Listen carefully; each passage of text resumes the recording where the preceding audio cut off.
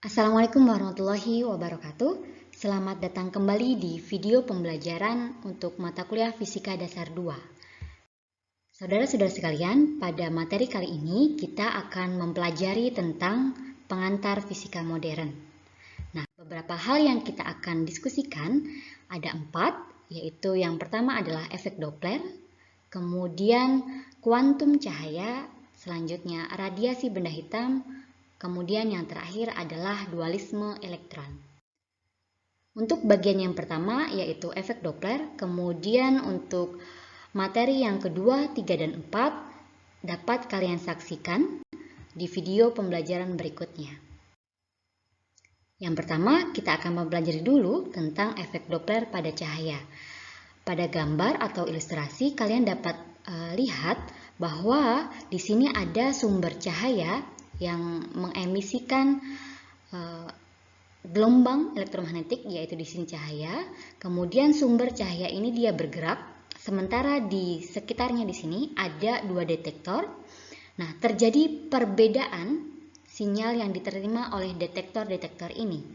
Karena si sumber cahaya ini dia bergerak sambil mengemisikan gelombang elektromagnetik berupa cahaya. Nah, perbedaan frekuensi maupun panjang gelombang yang berasal dari sumber cahaya dengan yang diterima oleh detektor, inilah yang kemudian kita amati sebagai efek Doppler. Hal ini berkaitan dengan atau bergantung pada kecepatan relatif antara sumber dan detektor yang diukur dari kerangka acuan. Begitu.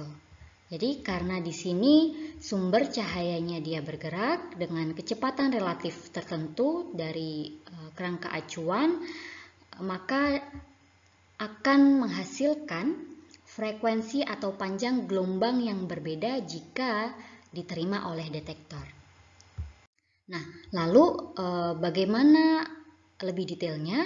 Misalkan kita di sini tuliskan F0 sebagai frekuensi dari sumber yang diukur dari observer atau detektor pada kerangka acuan yang diam. Kemudian kita punya misalkan F adalah frekuensi yang diterima oleh detektor yang bergerak.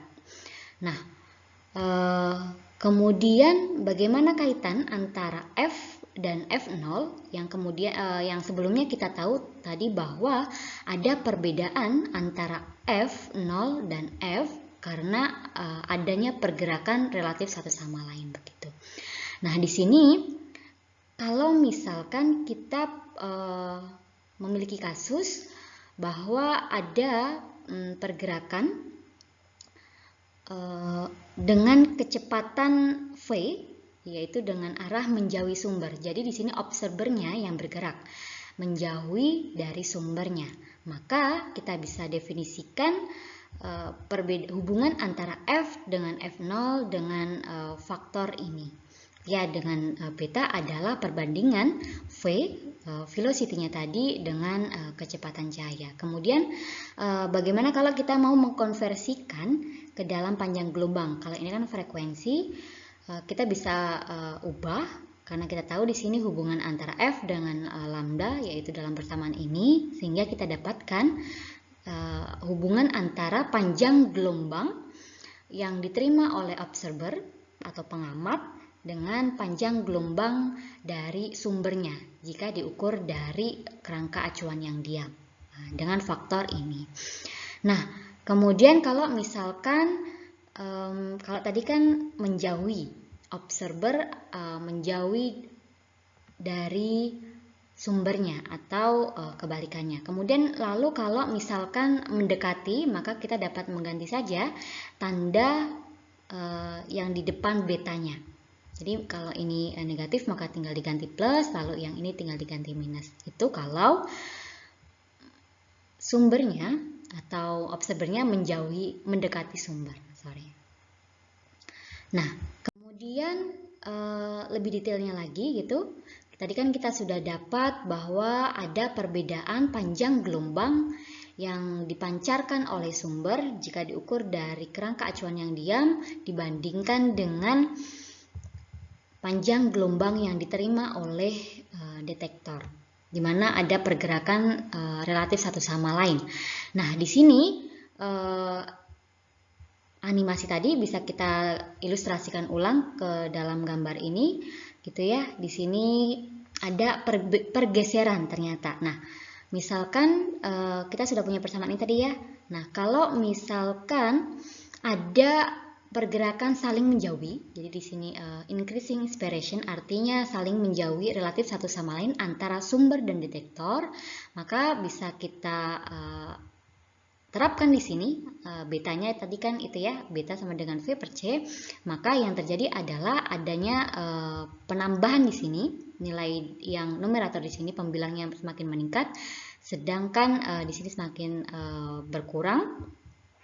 Maka bisa kita dapatkan bahwa panjang gelombang yang diukur itu akan lebih besar dibandingkan dengan proper wavelength-nya atau lambda nolnya.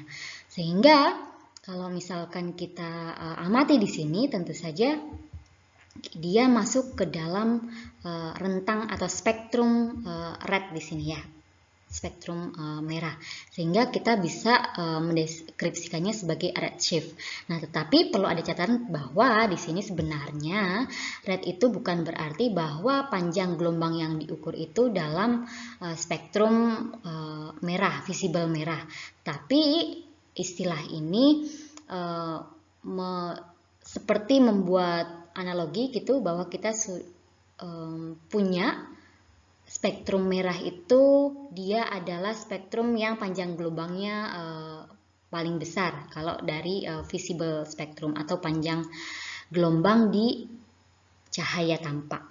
Nah, begitupun juga kalau misalkan jarak antara sumber dengan detektor atau pengamat itu saling mendekat atau berkurang jaraknya, maka kebalikannya, sehingga lambda yang diterima oleh detektor atau pengamat dia akan lebih kecil dibandingkan lambda nolnya, sehingga bisa kita deskripsikan sebagai blue shift, dia bergeser ke panjang gelombang yang lebih kecil. Seperti tadi, perlu diingat bahwa istilah red dan blue itu bukan berarti adalah dia dalam spektrum visible atau cahaya tampak red atau blue, tetapi itu hanya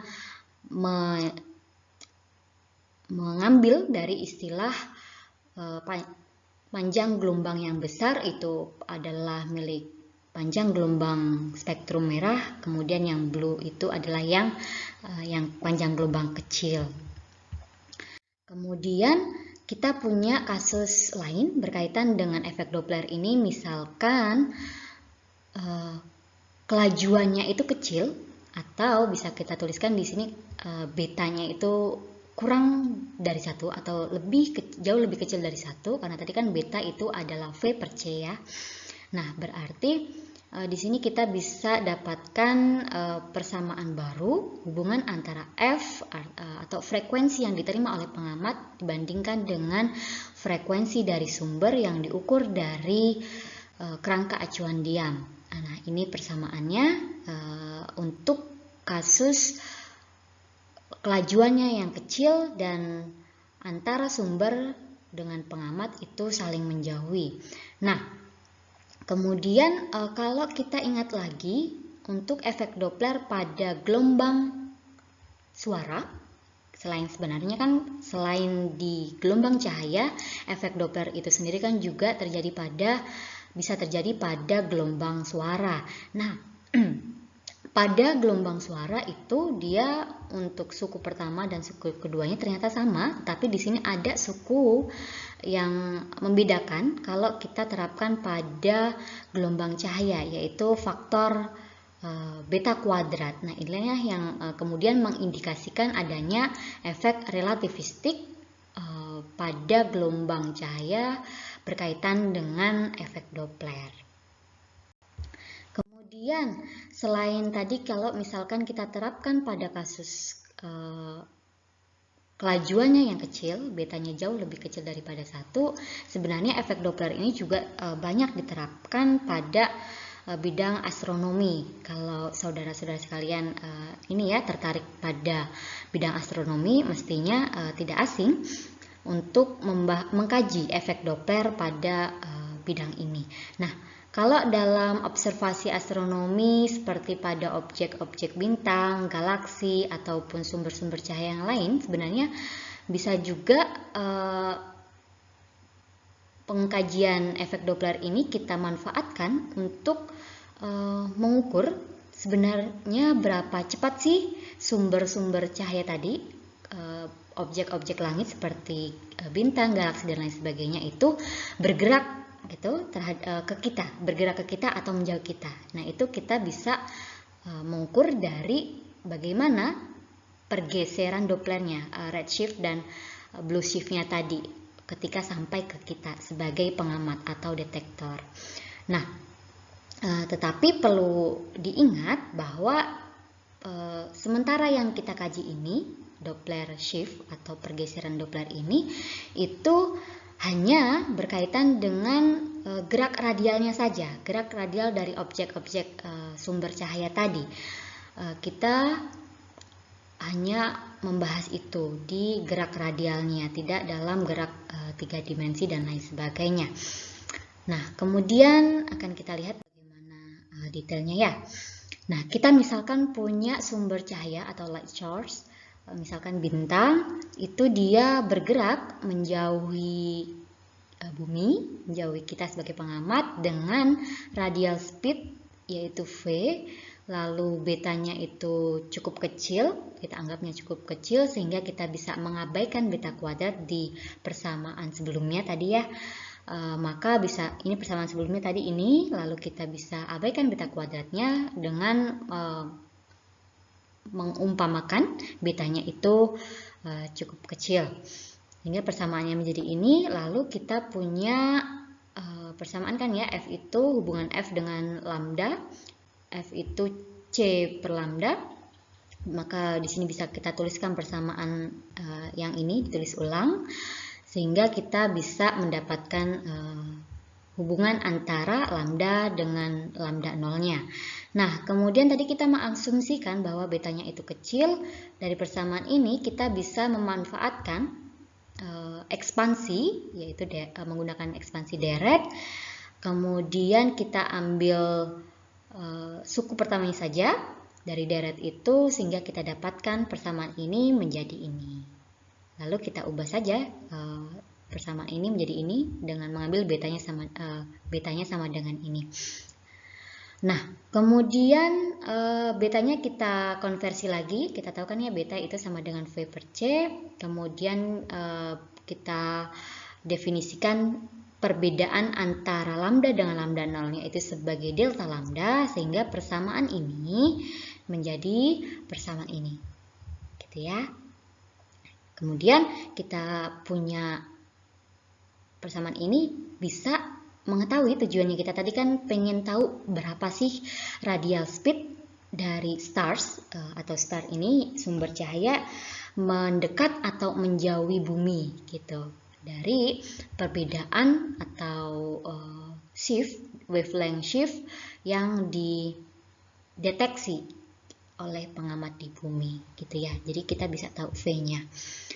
Nah, selanjutnya itu tadi astronomical Doppler effect, kemudian itu adalah radial motion gitu ya. Nah, kalau misalkan kemudian kita perluas lagi menggunakan transversal motion gitu ya. Sehingga di sini tentu saja apakah sebenarnya ada juga secara transversal efeknya itu. Nah, kita misalkan punya kasus seperti ini, S-nya itu adalah light source atau sumber cahayanya, dia bergerak dengan kecepatan V, kemudian detektornya di sini, kita punya titik P di sini, ini titik P, lalu detektornya atau pengamatnya di sini. Nah, jadi S-nya ini bergerak gitu ke arah titik P, kemudian ketika sampai di titik P, tentu saja velocity V yang di sini akan menjadi tegak lurus terhadap garis antara P dan D gitu ya. Nah, sesaat sampai T, kemudian si sumbernya itu, sumber cahayanya dia akan bergerak secara transversal, baik itu secara transversal dari pergerakan awalnya gitu, baik itu menjauhi atau mendekati detektornya atau pengamat. Nah, kasusnya seperti itu. Lalu misalkan ternyata ini dia sumber gelombang elektromagnetiknya bukan cahaya, tetapi dia berupa gelombang suara gitu. Maka yang terjadi adalah tidak ada efek Doppler, tidak ada perbedaan sinyal yang diberikan oleh sumber dengan yang ditangkap oleh pengamat. Jadi tidak ada efek Doppler itu kalau yang diemisikan oleh sumber adalah gelombang suara. Tapi ternyata kalau misalkan sumber itu mengemisikannya gelombang cahaya, ternyata ada efek Doppler yang terjadi, yang kemudian kita sebutnya sebagai transverse Doppler effect, gitu ya. Lalu bagaimana penjelasan lebih detailnya di sini? Kita bisa tuliskan, ya ini tadi sudah ya, persamaan ini masih berlaku untuk yang sampai ke titik P. Ini kan seperti tadi ya, radial dari S ke P, kita gunakan persamaan yang radial motion tadi, F sama dengan F0 dikali faktor ini. Kemudian kalau misalkan kita ambil yang low speed, tadi kita sudah jabarkan juga ya, kita pakai ekspansi dan lain sebagainya, kita dapatkan persamaan ini. Tadi sudah ya, low speed, maka efek Dopplernya menjadi seperti ini. Nah, sama seperti tadi bahwa ada faktor relativistik di sana berupa beta kuadrat. Coba kalau misalkan kita bandingkan lagi dengan yang gelombang suara. Tadi kan kita tahu bahwa ternyata kalau di gelombang suara itu tidak ada efek Doppler. Artinya apa? Antara F dan F0 itu sama, tidak ada perbedaan, artinya tidak ada faktor ini, tidak ada faktor ini, gitu ya.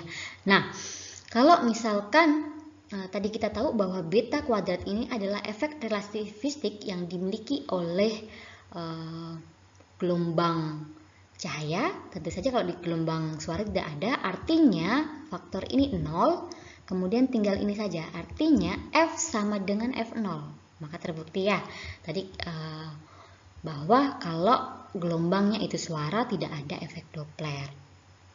Nah, kemudian coba kita analisis kembali. Kita punya persamaan ini ya.